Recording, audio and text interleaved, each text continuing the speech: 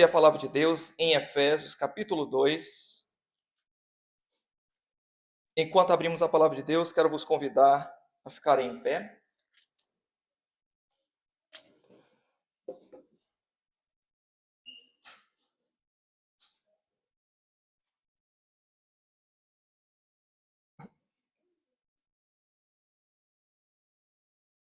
Efésios, capítulo 2. Vamos ler do versículo 1 ao versículo 10. E vos vivificou, estando vós mortos em ofensas e pecados, em que noutro tempo andastes segundo o curso deste mundo, segundo o príncipe da potestade do ar e do espírito que agora opera nos filhos da desobediência, entre os quais todos nós também andávamos antes, nos desejos da nossa carne, fazendo a vontade da carne e dos pensamentos, e éramos por natureza filhos da ira como os outros também. Mas Deus, que é riquíssimo em misericórdia, pelo seu muito amor com que nos amou, estando nós ainda mortos em ofensas, nos vivificou juntamente com Cristo, pela graça sois salvos. E nos ressuscitou juntamente com Ele, e nos fez assentar nos lugares celestiais em Cristo Jesus, para mostrar nos séculos vindouros as abundantes riquezas da sua graça pela sua benignidade para conosco em Cristo Jesus. Porque pela graça sois salvos por meio da fé. E isto não vem de vós, é dom de Deus, não vem das obras, para que ninguém se glorie. Porque somos feitura sua, criados em Cristo Jesus para as boas obras, as quais Deus preparou para que andássemos nelas. Podem sentar. Meus irmãos, nós estamos, como é sabido por todos, estamos numa série de sermões expositivos. Nesse mês de outubro, fizemos uma interrupção na Epístola aos Coríntios, e estamos agora nesse mês de outubro, que é o mês que comemoramos a Reforma Protestante. Estamos numa série de pregações expositivas nos 5 solas da Reforma Protestante. Tá bem? Já estudamos e já teve a pregação aqui de somente as Escrituras, a primeira sola da Reforma Protestante, sola Escritura. Hoje é a segunda sola, o segundo sola da Reforma Protestante, que é somente a graça, sola gratia, tá? Como os reformadores, João Calvino, Martinho Lutero, Zwinglio, Farel, John Knox e todos os outros, mantinham essas antigas verdades. E nós estamos em consonância, estamos em concórdia com estes nossos irmãos do passado. Nós não estamos aqui para trazer algo diferente, para inventar uma nova fé. A igreja é o lugar onde você, domingo após domingo, se junta, a igreja fica em torno da palavra para ouvir antigas verdades. Por quê, irmãos? Porque antigas verdades, elas não são somente antigas, elas são eternas. E nós precisamos disso todos os dias. A palavra de Deus nos basta. Tá? E o que nós precisamos hoje é restaurar antigas verdades para nós. Tá bem? Em vez de trazermos coisas novas. E a Reforma Protestante foi nada mais do que a redescoberta do Evangelho de Cristo, durante o período do século XVII, que estava soterrado pelas tradições da Igreja Católica Romana. Os reformadores, eles não trouxeram uma nova revelação, eles não inventaram uma nova religião. Lutero, Calvino, Zwinglio, Farel, Melanchthon e todos os outros reformadores, eles não se consideravam profetas fundando uma religião, como são as seitas hoje. Eles estavam apenas redescobrindo verdades eternas que estavam soterradas pela tradição do catolicismo romano. E hoje há necessidade dessa redescoberta, tá? Que está soterrada pelos muitos erros, heresias, más práticas em muitas igrejas hoje. Bem? Então nós estamos aqui para ver, ler, estudar e ouvir estas antigas verdades tão negligenciadas ainda hoje. E o texto que acabamos de ler, meus irmãos, fala exatamente dessa antiga verdade que é a salvação pela graça. Nós sabemos que Paulo ele escreveu a Epístola aos Efésios, porque no capítulo 1, versículo 1, ele se identifica como o escritor dessa epístola, não é? E o capítulo 1 inteiro, ele apresenta o propósito de Deus estabelecido na eternidade. Ele primeiramente se comunica com os efésios, não é? Dá ali uma saudação, graça a vós e paz da parte de Deus, nosso Pai, e da do Senhor Jesus Cristo. Então, quando ele vai continuar falando com esses irmãos, ele explode em louvor, porque ele começa a falar da obra do Pai, do Filho, do Espírito Santo, do que Deus fez por nós na eternidade, ao escolher pecadores. E Cristo que entrou nessa aliança com o Pai na eternidade, dizendo, eu vou salvar esse povo. E o Espírito Santo que assumiu a sua parte nos termos do pacto, dizendo, eu vou aplicar a obra do Filho, que foi planeada na eternidade, através do Pai, eu vou planear, eu vou cumprir no tempo, na história, a obra do Filho. Tá? Então, Paulo, quando fala dessas coisas, ele fala em forma de louvor. Não é? E uma coisa interessante, irmãos, é que nossa Bíblia dá uma ideia sobre isso, mas no texto grego original, Paulo aqui ele está numa continuidade de frases e orações, ininterruptamente falando do que as três pessoas fizeram, e ele não dá nenhum ponto aqui. Ele começa a dizer, bendito Deus o Pai do nosso Senhor Jesus Cristo, qual nos abençoou com toda sorte de bênçãos espirituais nos lugares celestiais em Cristo. Ele não dá ponto. Ele continua, como também nos elegeu nele antes da fundação do mundo, continua no versículo 5, e nos predestinou para a adoção por Jesus Cristo, para si mesmo, segundo o beneplácito da sua vontade, para o louvor e glória da sua graça, pela qual nos fez agradáveis assim no amado. E quem tem... Irmãos, ele vai em um só tom, em um só fôlego. Tá?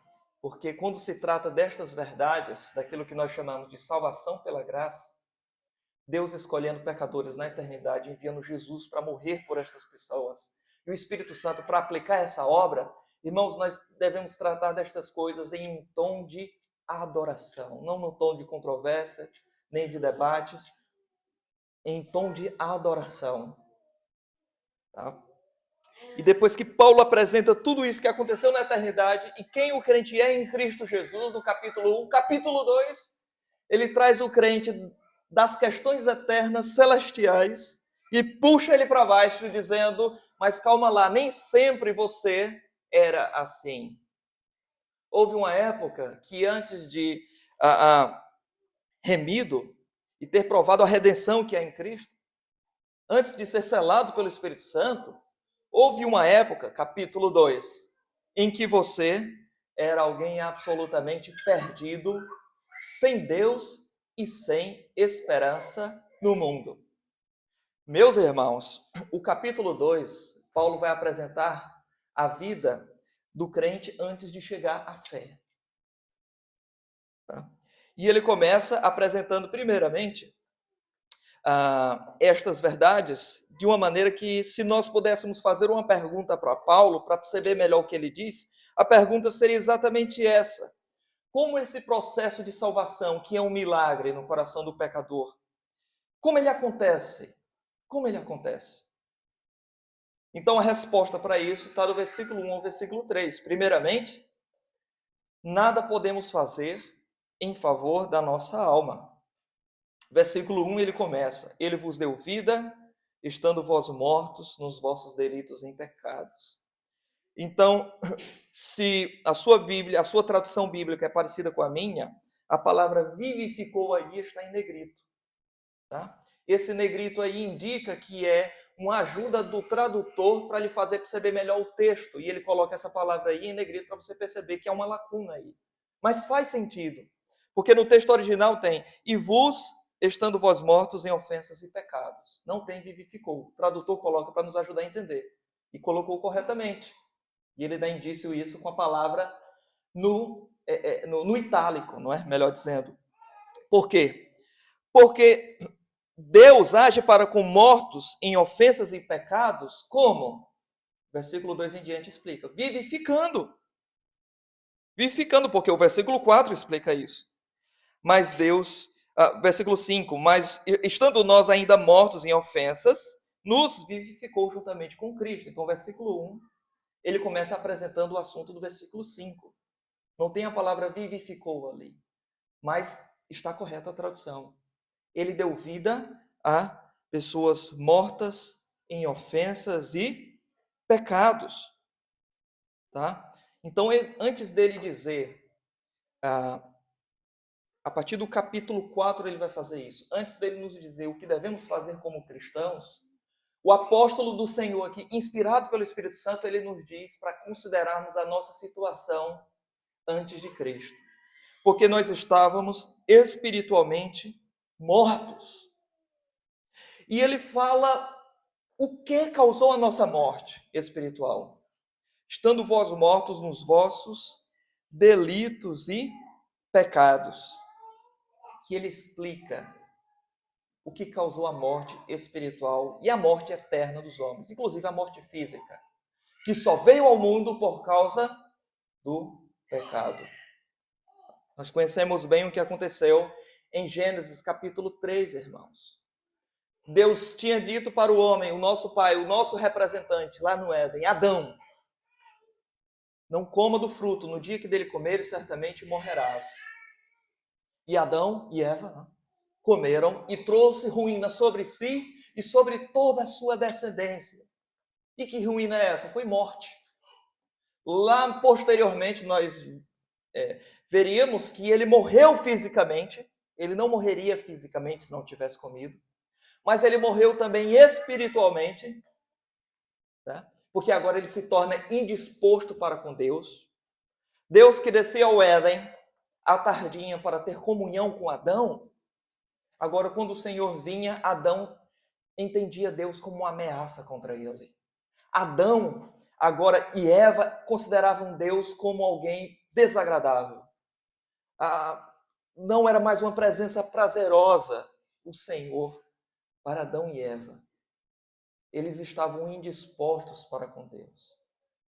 E eles em breve provariam a morte eterna, se não fosse um ato salvador da parte de Deus por eles, em favor deles.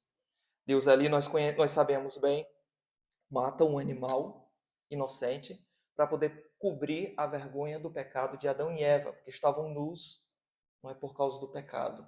E aquilo dali fala do que o Cordeiro faria milênios depois, tá? Morrendo para poder cobrir a vergonha do nosso pecado. De certo modo, Adão e Eva já experimentaram isso lá no Éden. Mas o texto nos fala o que nos matou: ofensas e pecados. Observem bem o que o texto fala aqui, irmãos. O texto não diz que o ser humano está espiritualmente fraco. Tá? Algumas pessoas têm a ideia de que você pode se voltar para Cristo a hora que você quiser, tão logo você queira. Tão logo você use corretamente o seu livre-arbítrio. Você pode acionar como se fosse um botão em você, carregar aquilo dali, e na hora que você quiser, você pode se chegar a Cristo ou não, por vontade própria. Irmãos, isso não é verdade. Não tem como alguém se chegar a Cristo por vontade própria, por iniciativa própria, sem a graça sobrenatural de Deus transformando o seu coração primeiramente. Para que alguém se chegue até Cristo, é necessário que Deus faça um milagre nessa pessoa, mudando o seu coração. Por quê? Porque as Escrituras apresentam que este homem, esta mulher, sem Deus, estão morto em delito e pecado. Inativo, sem qualquer vida para com Deus. Essa é a situação de qualquer pessoa que vem ao mundo. Está absolutamente morto espiritualmente falando. Não está somente fraco, não está somente doente, está morto. Não tem nenhum tipo de vida dentro de si, a qual possa levá-lo a ter uma fé no Senhor, se Deus não lhe der essa fé. Eu posso ligar, já usei essa ilustração aqui, eu posso ligar para algum irmão e dizer: eu não vou poder ir para o culto hoje, irmãos, porque eu estou doente. Posso ligar para o hospital e dizer: olha, eu não vou poder ir para o culto hoje, irmãos, porque eu estou muito doente. Mas eu não posso ligar para vocês e dizer: irmãos, não vou poder ir para o culto hoje porque eu estou morto. Não posso fazer isso. Porque o morto, ele não tem vida em si mesmo para poder reagir para com outra pessoa. Ele não sabe de nada, nem tem a consciência de que ele está morto. Espiritualmente, meus irmãos, essa é a vida de todos os homens que estão nesse mundo sem um coração transformado, regenerado por Cristo. Eles estão mortos em delitos e pecados. Eles pensam que porque tem uma religião que aprenderam dos seus pais, quer seja católico, ou evangélico ou qualquer outra, que eles sabem trabalhar bem com questões espirituais e por suas próprias obras, a sua religiosidade, eles podem se chegar até o céu. Então, quando você fala de Cristo para a pessoa diz, eu tenho Deus, eu amo muito a Deus, mas a vida demonstra que ainda está morto em delito e pecado. Claro que a pessoa vai discordar, porque o morto não sabe que está morto. Assim é a situação de todo homem que vem ao mundo. Mortos em delitos e pecados. Essa é a situação, uma situação desesperadora. Charles Spurgeon, ele falava sobre esse trecho dizendo: você não escolheria viver com um morto assentado na sua mesa da sua casa. Essa figura cadavérica e fria, a mesa do seu jantar lhe seria detestável. E Deus não tem prazer em que você esteja diante dos seus olhos, se não for regenerado. Ele se ira com você todos os dias, pois está em pecado, está espiritualmente morto. Essa é a nossa situação. Nós ofendemos a Deus. Nascemos pecadores e nós nos unimos aos demônios para pecar contra o Senhor. E achamos que está tudo bem. A Bíblia diz, espiritualmente, sem Cristo estamos mortos em delitos e pecados. Não existe nada de bom em nós, irmãos. Até aquelas boas obras que fazemos para as outras pessoas, obras de justiça, Isaías 64, livro de Isaías 64, versículo 4 até o versículo 6, nos diz que as nossas obras de justiça para Deus são como trapos imundos. São como aquela atadura que envolvia um leproso, em que brevemente aquilo dali iria ficar úmido e apodrecido. E essa pessoa seria detestável para a comunidade ali ao redor. Essa atadura podre para Deus, a Bíblia chama de obras de justiça. Aquelas coisas que fazemos e nos gloriamos. As nossas obras de justiça, os nossos valores, aquilo que consideramos dignos de elogio para Deus, são como trapos imundos. Imagine os nossos pecados, irmãos. O que é que não são para o Senhor? Ele vos deu vida estando vós mortos em delitos e em pecados. Além disso, no versículo 2, apresenta um segundo ponto do diagnóstico da nossa alma, assim que nascemos ao mundo. Versículo 2 nos diz, nos quais, ou seja, nos delitos, o pronome relativo aí aponta para o referente anterior, que é delitos e pecados. Então, nos delitos e pecados, nos quais andastes outrora, segundo o curso deste mundo. Irmãos, nós éramos, sem Cristo, filhos da presente era, deste presente século, deste presente mundo mau. Tá? Nós andávamos com toda a gente. Nós não nadávamos contra a maré. Nós criticávamos os outros, mas pecados prediletos eram acarinhados dentro do porão negro do nosso coração. E para nós estava tudo bem. Contanto que externamente as pessoas me considerassem como alguém elogiável e digno de ser reconhecido no meio do meu grupo. Mas a Bíblia diz que a pessoa sem Deus, ela caminha no curso deste mundo. Nós caminhamos no curso deste mundo.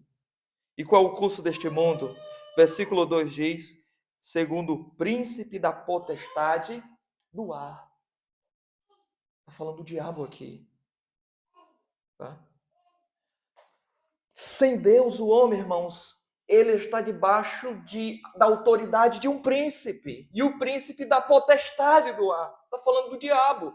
Lá no capítulo 6, Paulo vai falar que a nossa luta não é contra carne ou sangue, mas contra principados e potestades. Ele está falando de poderes malignos, demoníacos. E o homem nesse mundo está morto em delito e em pecado. Ele anda com toda a gente em direção a um abismo ao qual ele nem sabe que existe, e se existe, ele negligencia absolutamente. Mas também ele tem um Senhor sobre ele. Quer queira, quer não. Ele não é livre de maneira nenhuma para fazer o que quiser, que é o grande slogan de hoje: eu faço o que quero da minha vida. Movimentos mais progressistas, mulheres dizem, não é? Meu corpo, minhas regras. Nada disso. Você sempre vai ter um Senhor sobre você. Se você não se submete ao senhorio de Cristo, você vai ter um outro Senhor que vai lhe escravizar e lhe dar uma falsa sensação, uma ilusão mortífera de que você é livre, mas você é escravo dele, da potestade do diabo. E você pertence a este principado e serve a este principado. E faz isso de todo o coração, dizendo-se livre. Além disso, essa situação, irmãos, ela é tão terrível, porque Deus criou o homem à sua própria imagem, não é? Mas quando o homem ele caiu em pecado, e a partir de Adão todos somos pecadores, irmãos, quando nós pecamos contra Deus, que nos criou, que nos dá respiração todos os dias, que nos dá alimento todos os dias, trabalho, saúde, que nos enche de alegria nas coisas mais simples da vida, até aquelas que nos surpreendem, e nós pecamos contra esse Deus, irmãos, nós estamos nos aproximando ao máximo possível do primeiro que praticou esse pecado. E não foi Adão, foi o diabo. O pecado, como dizia Thomas Watson, ele estampa a imagem do diabo no homem. É uma coisa muito séria pecar contra Deus. Mesmo aqueles pecados que para nós são ou parecem ser pequenos. Tá? Assim como a Bíblia descreve o homem, o crente, salvo por Cristo, como o templo e morada do Espírito Santo, Thomas Watson também, ele dizia que o coração do pecador sem Deus é a mansão do diabo.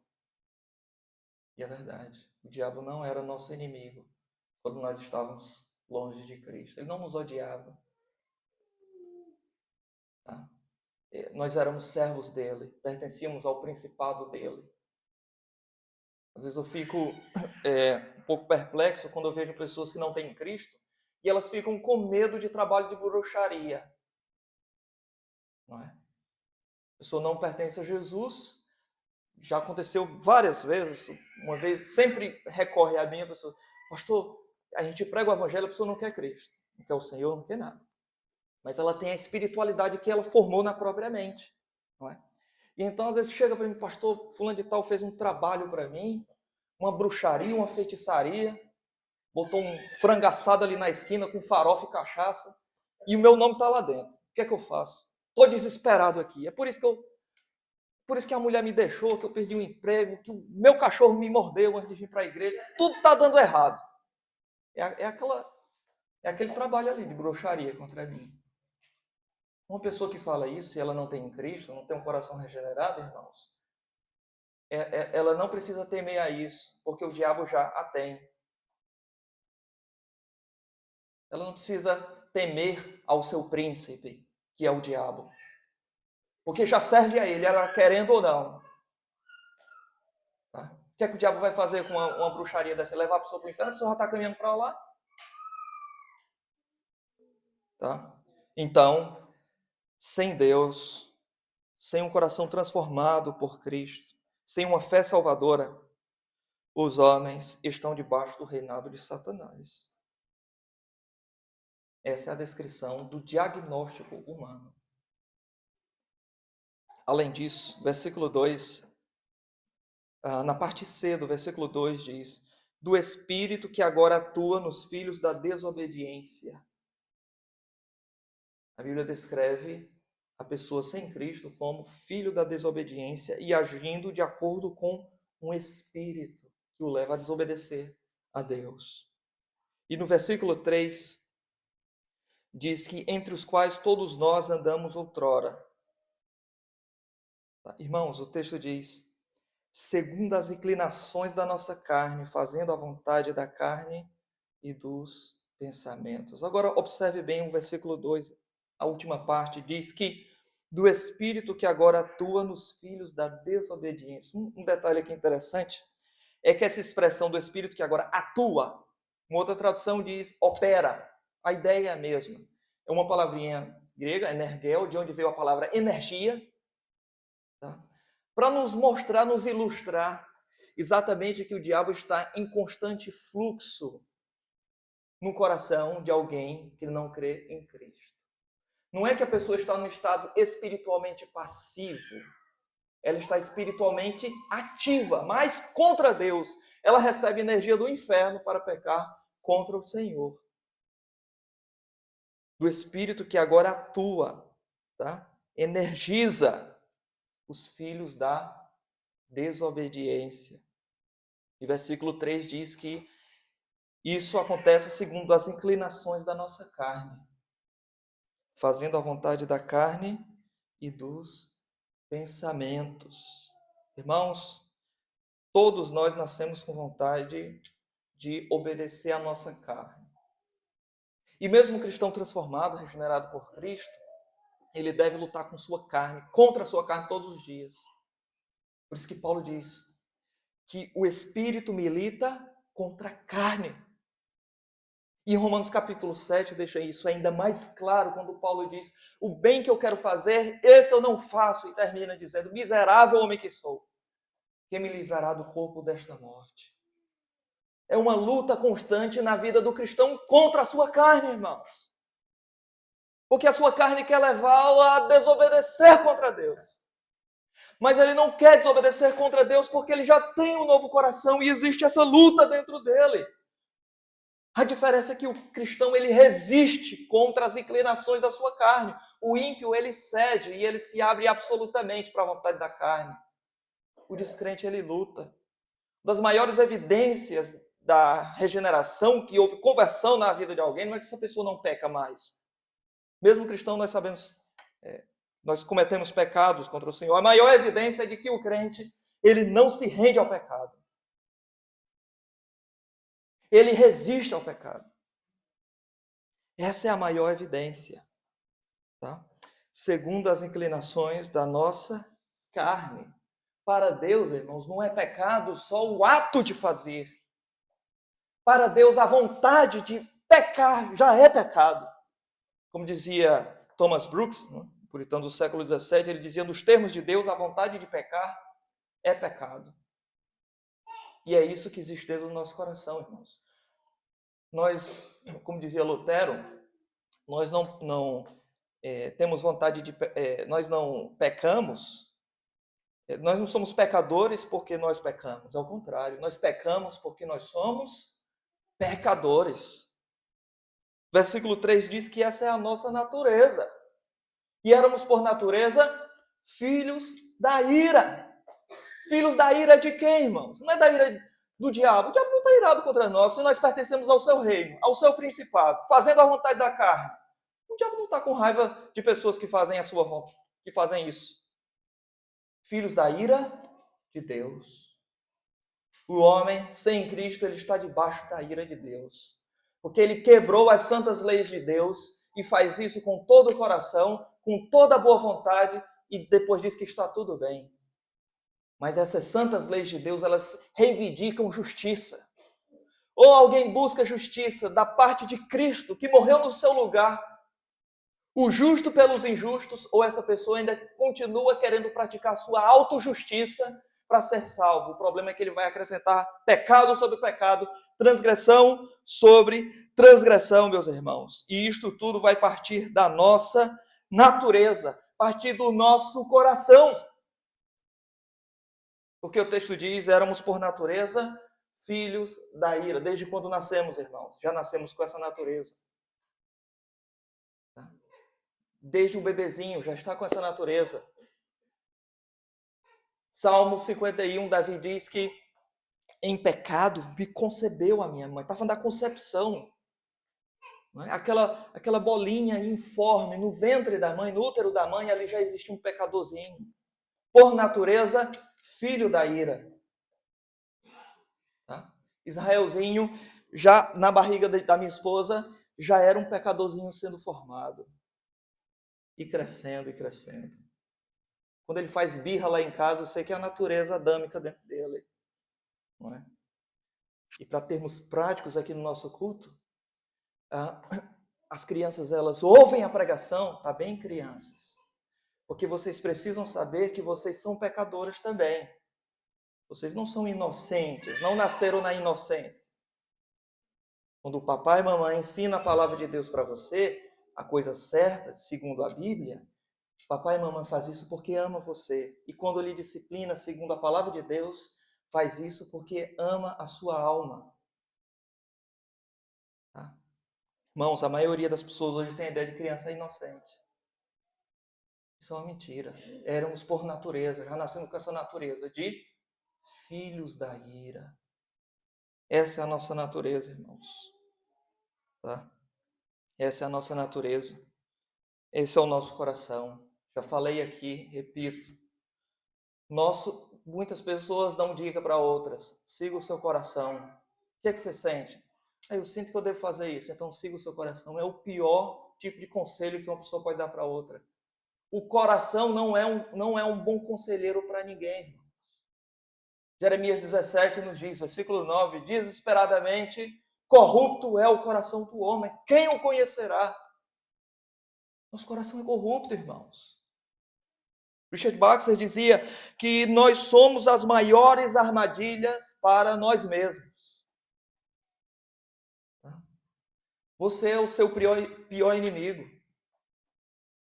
Quando a gente fala do lar, de maridos cuidando do lar, da esposa, dos filhos, claro que envolve a questão da proteção física também, aos maridos, mas as esposas também, e elas cuidarem do lar, mas especialmente os maridos. Isso envolve não só proteção física, isso envolve você proteger a sua esposa, inclusive de você mesmo. Das suas palavras, dos seus impulsos pecaminosos, da sua ira descontrolada, da sua falta de domínio próprio. Proteger a esposa não só de perigo externo, mas do pior homem que existe na sua casa, que é você. Nós somos o nosso maior inimigo.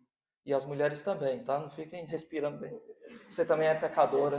Você precisa proteger seu marido, seu filho de você mesmo também. Tá? Meus irmãos, essa é a situação do homem. Esse é o diagnóstico do homem. Morto em delito e pecado.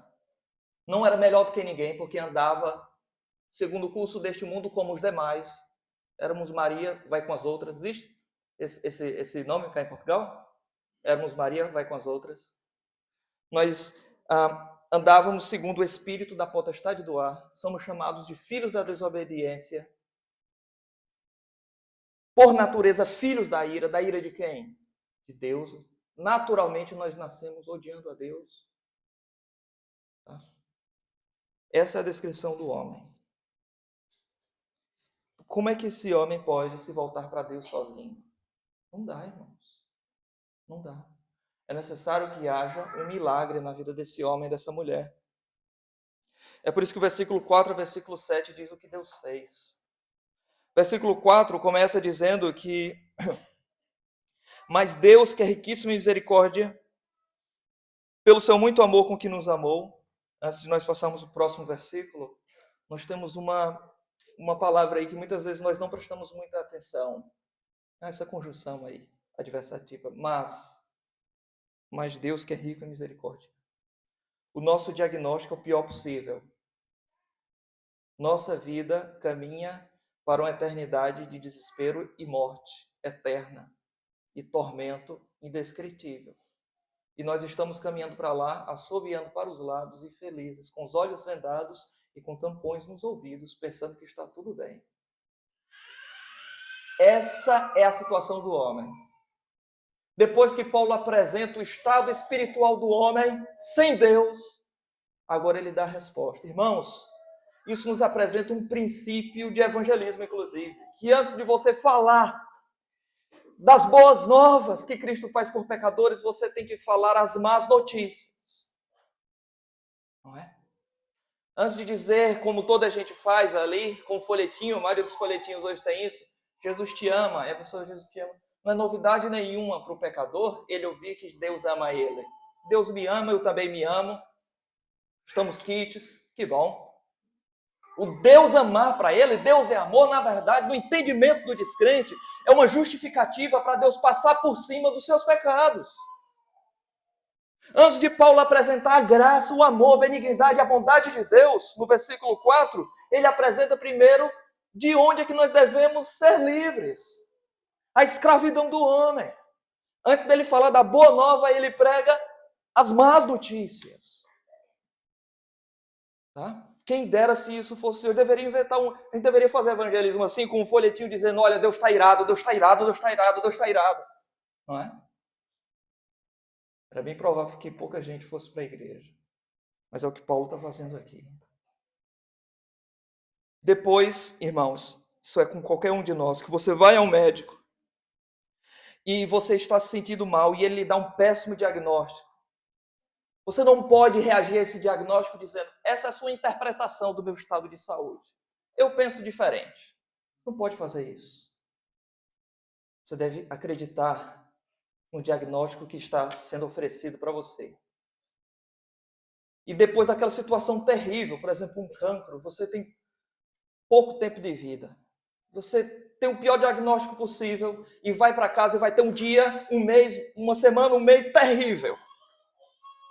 Quando você vai sair pelas portas da sala do médico, ele diz assim, mas, irmãos, esse mais é o suficiente, é a esperança que basta para mudar todo o seu dia. Você não vai gostar de um médico que, embora veja a sua situação, seu diagnóstico terrível de saúde, ele minta a seu respeito para lhe fazer o bem. Assim é o pregador da palavra, que não pode estar sempre falando coisas boas, para que as pessoas sintam-se bem na igreja e a igreja cresça, e assim em diante. Tem que ser dado o diagnóstico real. E reconhecendo a sua miséria, você vai ser muito grato a Deus por tamanho livramento que recebeu. Mas Deus, agradeça ao Senhor por este mais aí na sua Bíblia. Irmãos, Deus não somente aqui é descrito como um Deus misericordioso, mas ele é descrito como rico em misericórdia. Rico em misericórdia. Tá? Versículo 4 e 5 nos diz que ele, sendo rico em misericórdia, não por causa do que você fez, não porque ele olhou lá na frente e viu que você creria em Cristo. Nada disso. Que você não creria em Cristo se não fosse por intervenção dele. Então Deus não olhou nada em você para lhe salvar, a não ser pecado. A pessoa perguntou, pastor, eu não posso fazer nada. Pode correr de Deus. Pode. Mas fora isso, você não pode fazer nada em benefício da sua alma. Mas Deus, sendo rico em misericórdia, por causa do grande amor com que nos amou, e estando nós mortos em delitos e pecado, nos deu vida.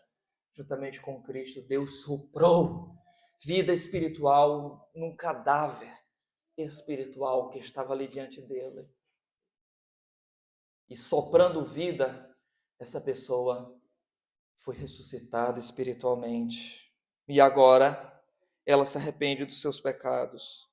Aquilo que antes ela considerava como tanto faz, isso todo mundo faz, agora isso dói o seu coração, porque um princípio de eternidade foi plantado ali pelo Espírito Santo. E o arrependimento foi Deus que deu.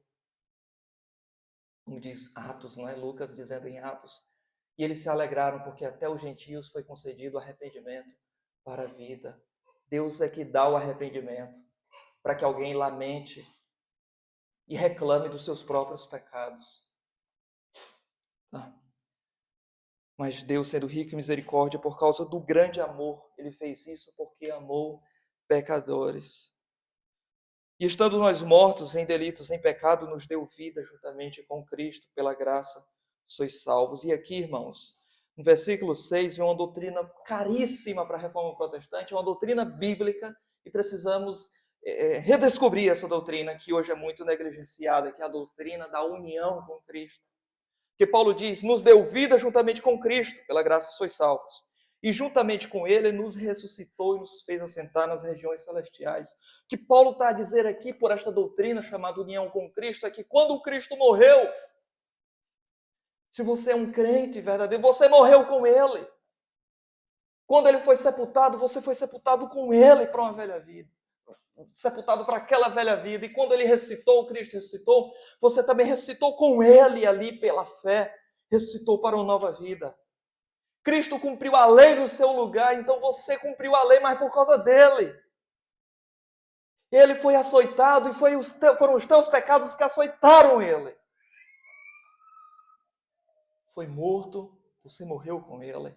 Ele ressuscitou, nós ressuscitamos com ele. E Jesus sabia, estava consciente destas coisas. Ele estava ali na cruz, como dizia aquele antigo hino, não é? Quando Jesus entregou sua vida, ele pensava em mim, ele pensava em ti, ele pensava nos eleitos, ele pensava em nós. Ele estava ali, irmãos, gotejando sangue, com as costas rasgadas, a testa furada, por causa daquela coroa de espinhos enormes. E ele dizia, João, José, Antônio, Maria, ele pronunciava o nome dos eleitos ali, no nosso lugar, irmãos. Ele ressuscitou, apareceu para os discípulos, nós ressuscitamos com ele. Unidos pela fé, esteve com os discípulos na praia de Emaús, nós estivemos ali com ele, nós comemos peixe com Cristo ali na praia. E ele ressuscitou, e ele subiu aos céus, e a Bíblia diz que ele está sentado à destra de Deus, nós subimos ao céu com ele, e estamos assentados à destra de Deus com ele. Então, meu irmão, do seu lado tem alguém, embora pecador, mas do seu lado tem alguém que também já está sentado com Cristo lá no céu. Você está sentado com alguém que diante de Deus já está glorificado a despeito das imperfeições que temos hoje. Por que é que Deus fez isso, irmãos? Por que é que Deus faz essas coisas? Versículo 8 a 10. Faz porque Ele é gracioso. Nada obrigou Deus na eternidade a fazer isso. Ninguém estava com o Pai na eternidade obrigando, convencendo Ele para morrer por pecadores como você. Tá? Versículo 8 diz, porque pela graça sois salvos. Graça. O entendimento mais básico de graça qual é? Favor imerecido. Não havia, não há, nem nunca haverá barganha com Deus. É independente daquilo que fazemos e até daquilo que somos, irmãos. A salvação, ela é imerecida graça. E como é que nós nos apropriamos dessa salvação pela graça? É pela fé. Muitas pessoas fazem da fé uma obra. Tipo assim, olha, exerça fé para que aí Deus vai lhe salvar. Quanto mais fé você tem, mais... Irmãos, o homem ele está espiritualmente morto, lembre. O homem não consegue ter fé dentro dele. O autor de Hebreus nos diz que ele é o autor e o consumador da nossa fé. E Paulo, em uma de suas epístolas, fala que ele estava ali para promover a fé dos eleitos de Deus. Então é Deus que concede fé em um coração espiritualmente vazio e morto para Deus. O que é a fé, irmãos? É a mão do mendigo que se estende para receber um prato de comida. Sabe qual é a diferença nossa para o mendigo que faz isso? É que nós éramos mendigos orgulhosos, que não achávamos necessidade sequer de receber ajuda da parte de Deus. Mas Deus nos leva a estender o nosso braço para receber a obra do seu Filho, e isso é fé. Isso não vem de nós, não vem de vós, diz Paulo. É dom de Deus. O que é dom de Deus? Algumas pessoas aqui discutem, é dom de Deus a fé, outras pessoas dizem é dom de Deus a salvação. Irmãos, mas todo o processo, tá? É dom de Deus. A salvação, pela graça, mediante a fé. Tudo isso é dom de Deus, é dado por Deus. Não vem de obras para que ninguém se glorie. Deus é que começa tudo na salvação do homem. E na santificação também é pela graça, irmãos. Na santificação nós somos chamados a crucificar o nosso velho homem. Na santificação nós somos chamados a lutar contra a carne. Paulo diz: santificai-vos, não é? Mas, meus irmãos, quando nós praticamos boas obras, agora com o coração transformado, nós fazemos isso porque Deus já agiu em nós. Mesmo a santificação é pela graça.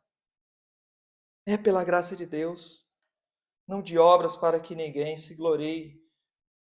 Até aquelas coisas que nós fazemos agora já depois de transformados por Jesus, a Bíblia diz que essas boas obras foram preparadas por Deus na eternidade. Pois somos feitura dele, criados em Cristo Jesus para as boas obras. Nós não somos salvos por boas obras, pelas obras. Nós somos salvos para as boas obras. Deus, quando escolhe alguém para a salvação, Ele faz isso não para que a pessoa simplesmente bata no peito e dizendo: já sou eleito, predestinado, eu posso fazer o que quiser e está resolvida a minha situação, posso viver como quiser. Não. A maior evidência, como dizia Spurgeon, não é? De que você é eleito, amados, jamais se considerem eleitos enquanto não forem santos. A evidência de um escolhido da parte de Deus é que ele vai fazer a vontade de Deus. A árvore dá frutos. O crente salvo por Cristo, ele vai ter obras de um coração transformado por Cristo. Criados em Cristo Jesus para boas obras. E mesmo essas obras que o crente faz, as quais Deus de antemão preparou para que andássemos nelas. Versículo 10. Não tem nada com que possamos nos orgulhar. Mesmo as boas obras que fazemos, Deus já preparou para nós fazermos. E aqui algumas aplicações para terminarmos, irmãos. Minha primeira aplicação é, de acordo com esse texto, nós precisamos, irmãos, evitar o pecado em nossa vida cristã, pois o pecado ele desonra a Deus, conforme já vimos aqui. Mas também o pecado ele traz grandes vergonhas e tristezas, mesmo para alguém que já foi salvo por Cristo. Por isso, meu irmão, não é porque você foi salvo da condenação do pecado de que você deve novamente se lambuzar com o pecado. O pecado, mesmo para a vida do crente, traz tristezas, traz misérias e grande vergonha. Tá?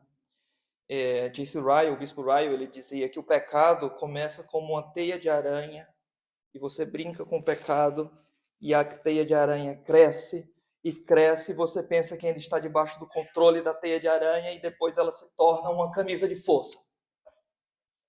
Não brinque com o pecado. Não brinque com aquilo que matou o teu melhor amigo, que fez o coração dele sangrar e pode fazer o teu também. Pecado dificilmente ele parece ser pecado quando está no início. Evite toda a possibilidade, não somente todo o pecado, mas toda a aparência de pecado. Mesmo que pareça ser pequeno, se na sala da sua casa, com o seu tapete ali, de repente no dia de inverno, numa lareira, de repente pula da lareira ali uma pequena brasa, mesmo que seja uma pequena fagulha, caindo no seu tapete, você rapidamente vai correr para apagar aquilo dali, porque você sabe das consequências daquela pequena fagulha, que ela pode trazer ruína para a sua casa e para a sua vida inteira, com fogo. Pecados acariciados, guardados no sótão do coração, que nunca são tratados, nunca são confessados e abandonados, são pequenas fagulhas que podem fazer a vida de um homem e de uma mulher uma vida miserável. Mas ele ou ela desprezou quando ainda era uma pequena fagulha. O que incendeia uma floresta geralmente são pequenas fagulhas. Tenha cuidado com aquilo que parece ser pequenos pecados. A minha segunda aplicação, meus irmãos, é que acerca desta doutrina da salvação pela graça, nós precisamos ter um coração cheio de um conhecimento experiencial desta doutrina. Não basta saber que nós somos salvos pela graça, a questão é você se apropriou dessas coisas, essa doutrina é amável para você. O quanto esta doutrina enternece e inclina o seu coração para as coisas de Deus. Ou você observa e apreende essas coisas apenas no nível intelectual. Bom, eu sei dessas coisas, eu já sabia, estou ouvindo as mesmas coisas, mas essa doutrina não lhe toca a alma 1 milímetro. É assim que você recebe estas verdades. Nós precisamos não somente conhecer a doutrina, mas sentir o poder da doutrina na nossa vida, meus irmãos. Agostinho, um servo de Deus do século V, quando ele falava sobre a sua conversão e como a graça o alcançou, irmãos, ele fazia isso de forma belíssima. Inclusive, era tão tangível que quase que sensorial para ele. E nas suas confissões, não é como se fosse um diário ali falando sobre a sua vida cristã, desde o começo até a caminhada. Nas confissões de Agostinho, ele declara algo que nós bem conhecemos, mas observe como ele descreve isso. Ele diz, não é? Tarde vos amei, ele está falando para Deus, nas suas confissões ao Senhor. Tarde vos amei, ó Senhor. Ó beleza tão antiga e tão nova. Tarde vos amei. Eis que habitáveis dentro de mim, eu lá fora a procurar-vos. Deus estava a tocar o coração de Agostinho, a mudar o coração dele, e ele estava procurando outras coisas. Estavais comigo e eu não estava convosco, retia-me longe de vós aquilo que não existiria, se não existisse em vós. Porém chamaste-me com uma voz tão forte, e agora que ele vai empregar os 5 sentidos para descrever o ato da graça no seu corpo. Porém, chamaste-me com uma voz tão forte e rompeste a minha surdez. Brilhaste, cintilaste e logo afugentaste a minha cegueira. Exalaste perfume e respirei a plenos pulmões, suspirando por vós. Saboreei-vos e agora tenho fome e sede de vós. E agora no tato. Tocaste-me e ardi no desejo da vossa paz. O quanto a salvação pela graça de Deus na tua vida move o teu coração, os teus sentimentos, as tuas emoções, a tua vida inteira para o Senhor. Minha terceira aplicação, meus irmãos, é que essa doutrina, ela deve promover em nós humildade cristã. Tá? Porque Deus lhe tirou do nada para ser filho dele. E porque você ainda é arrogante. É um contrassenso. Um cristão arrogante. Você já viu um círculo quadrado? Uma chuva que chove para cima, uma água seca? Você nunca viu. Isso é um cristão arrogante. Ele não entendeu a graça de Deus. Como alguém pode permanecer arrogante estando aos pés da cruz? Como, irmãos? Os homens mais santos, mais próximos de Cristo, eles foram aqueles que mais reconheceram a sua miséria, o seu pecado, mesmo depois de transformados. Thomas Brooks dizia, os homens mais santos são sempre os mais humildes. Os irmãos lembram quem é que repetia isso costumeiramente no Novo Testamento? O apóstolo Paulo. Ele se declarava como o menor dos santos. Em sua epístola a Timóteo, ele diz a si mesmo como o principal dos pecadores. Quanto mais proximidade alguém tem de Cristo, uma menor opinião ela tem de si mesma. E o contrário também é verdadeiro. Quanto mais distante essa pessoa está acerca da santidade, da beleza, da glória e da perfeição do Senhor, e ela continua se achando bem, mais longe ela está desse Senhor que ela professa crer. Charles Spurgeon dizia, quanto mais elevado estiver o homem na graça, menor ele será aos seus próprios olhos. Para o cristão, o único crescimento que importa é que ele cresça para baixo. Cresça menos acerca da sua própria opinião. Romanos capítulo 7, que citamos aqui, os irmãos se lembram da experiência do homem miserável. O bem que eu quero fazer, isso não faço. Miserável homem que sou, quem me livrará do corpo desta morte? Isso daqui, irmãos, é um cristão, Romanos capítulo 7, reconhecendo a sua pecaminosidade. E mesmo lutando por santidade, ele sabe que mesmo a sua santidade é falha. No decorrer da história da igreja, os homens mais próximos de Jesus foram aqueles que se acharam mais pecadores e não o contrário. Lembre bem do caso do servo de Deus inglês, o bispo John Bradford, um homem muito piedoso, que encaminhou a igreja da Inglaterra para a reforma, e um homem de um grande testemunho de fé e pregação. O senhor Bradford, de santa memória, quando foi martirizado no reino da Rainha Maria, porque simplesmente ele pregava a palavra de Deus, a Rainha Maria da Inglaterra matava aqueles pregadores que a incomodavam. Maria sanguinária. Esse homem foi assassinado por ela, mas antes dele morrer, ele, diante de todos, não é? Foi martirizado.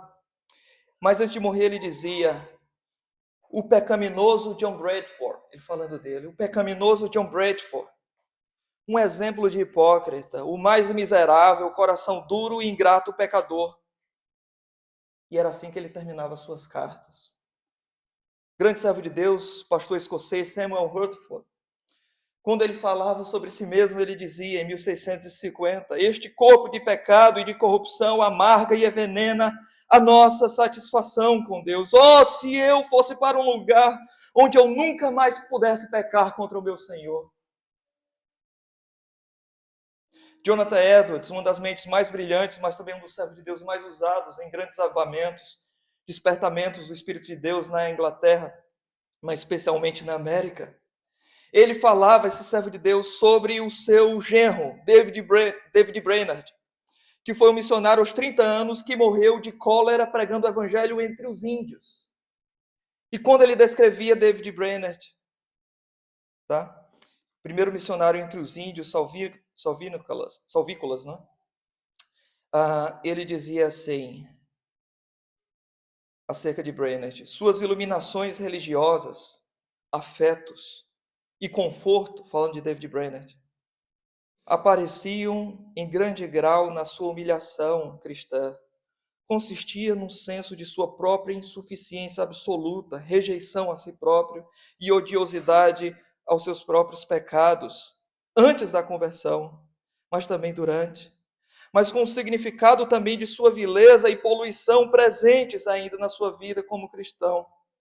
Ele não só estava disposto a considerar outros crentes melhor do que ele, mas ele também olhava para si mesmo como o pior e o menor dos santos. Muitas vezes ele se via como o mais vil e o pior dos homens, enquanto pregava para os índios. E o próprio Edwards, que descreveu acerca da vida de David Brainerd, ele dizia sobre si mesmo: quando eu olho para o meu coração, eu tenho uma visão de sua maldade, e ele se parece com um abismo infinitamente mais profundo do que o inferno. E parece-me que, se não fosse pela graça de Deus, exaltada e elevada à altura infinita de toda a plenitude e glória do nosso grande Deus, eu estaria afundado e jogado nos meus pecados no mais profundo do inferno. Outro servo de Deus dizia de si mesmo, agora, Charles Spurgeon, ele falava da seguinte maneira: há alguns cristãos professos que falam de si mesmos em termos de admiração, mas em meu íntimo, eu detesto esses discursos mais e mais cada vez que eu vivo a minha vida. Aqueles que falam de tal forma prepotente devem ser constituídos talvez de algo muito diferente de mim.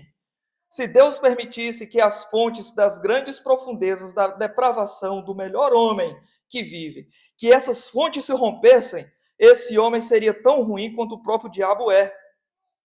Há material inflamável suficiente naquele crente que é mais próximo do céu para acender um outro inferno, se Deus assim permitisse.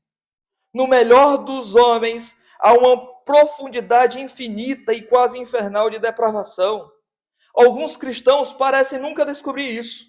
Eu quase desejaria que ele não pudesse fazê-lo, pois é uma descoberta dolorosa para qualquer um observar o seu próprio coração. Mas eu tenho feito um benefício para mim mesmo. Isso me leva a confiar menos em mim mesmo e de entregar toda a glória ao Senhor. E eu termino aqui com a última parte das citações da esposa do missionário Adoniram Judson. Ela dizia: oh, como me alegro por ter saído do redemoinho da tribulação.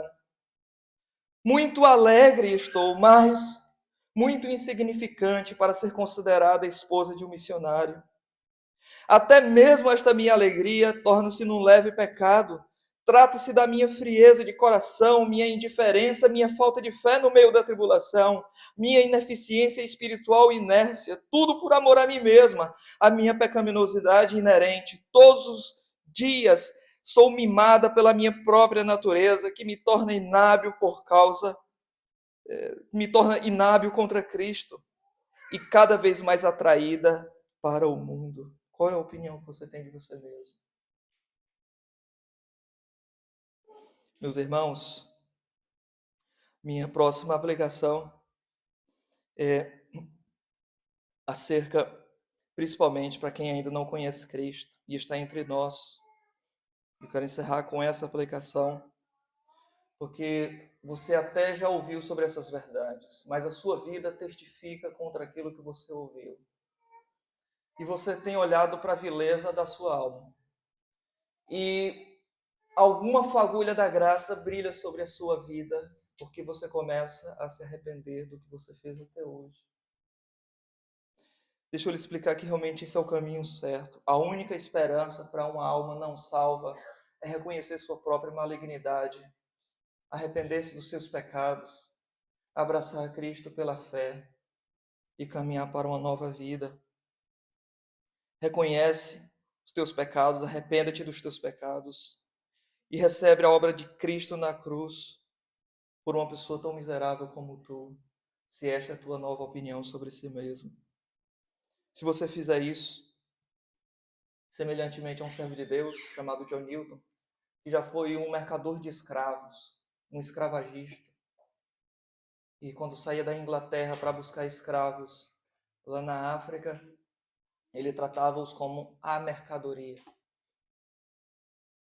Determinado dia, Deus teve misericórdia de John Newton, e ele escreveu de forma muito feliz e com o coração regenerado, transformado, muito alegre, esse hino que nós cantamos mais cedo, Maravilhosa Graça. E ele dizia, quando foi alcançado pelo Senhor: maravilhosa graça, com doce o som, que salvou um infeliz como eu. Eu estava feliz, eu estava perdido, mas agora fui encontrado. Estava cego, mas agora vejo. Foi a graça que ensinou meu coração a temer. E a graça os meus medos, e pela graça os meus medos foram aliviados. Quão preciosa foi a graça que apareceu para mim na hora em que nele eu criei. No fim de sua vida, John Newton, ele diz o seguinte sobre si mesmo. Já bem velhinho, ele fala: minha memória praticamente se foi, e estou bem velho já. Entretanto, me lembro de duas coisas. Uma é que eu sou um grande pecador, e a outra é que Cristo é um grande Salvador. No fim de sua vida mesmo, ele escreveu a própria frase para o seu epitáfio, não é? Para ser colocado na sua lápide. E até hoje tem essa frase na lápide de John Newton. Aqui jaz John Newton, pastor, mas ao mesmo tempo infiel e libertino, servo de escravos na África na época. Mas foi pela rica misericórdia de nosso Senhor e Salvador Jesus Cristo. John Newton foi preservado, restaurado e perdoado, e designado agora para pregar a fé em que ele tanto trabalhou para destruir. Que Deus faça na tua vida o que ele fez na vida desse irmão, John Newton. Vamos orar? E eu gostaria, depois de orar, que os irmãos do louvor, em vez de cantarmos a bênção apostólica, cantássemos a graça preciosa. Esse louvor que acabei de ler aqui. Pode ser, irmãos? Vamos orar. Deus amado, obrigado pela tua palavra. Obrigado, Senhor, porque nós caminhávamos para o inferno, Senhor. O Senhor olhou para pecadores como nós e se apiedou. Não existia nada em nós que nos diferenciasse do homem que já está condenado e que agora geme em tormentos no inferno. Nada que nos diferenciasse para eles, a não ser o teu amor, a tua graça, a tua misericórdia, Senhor. O Senhor olhou para vermes, infelizes, miseráveis como nós, Nós que somos cheios de nossas próprias opiniões, nossas próprias vontades, temos um conceito muito elevado de nós mesmos. O Senhor olhou para nós, pecadores tão arrogantes, e quis nos salvar, Senhor. Muito obrigado, Senhor. Que essa verdade resplandeça em todos os corações aqui, dos meus irmãos na fé, mas também daquelas pessoas que ainda não confessaram a Cristo e não se arrependeram dos seus pecados. Ó Senhor, que esse coração não fique endurecido, Senhor, porque depois de ouvir essa mensagem, quão terrível é ir para o inferno à sombra de um púlpito. Por isso, Senhor, tem misericórdia desta pessoa, põe arrependimento em seu coração, para que ela prove e viva nessa maravilhosa graça.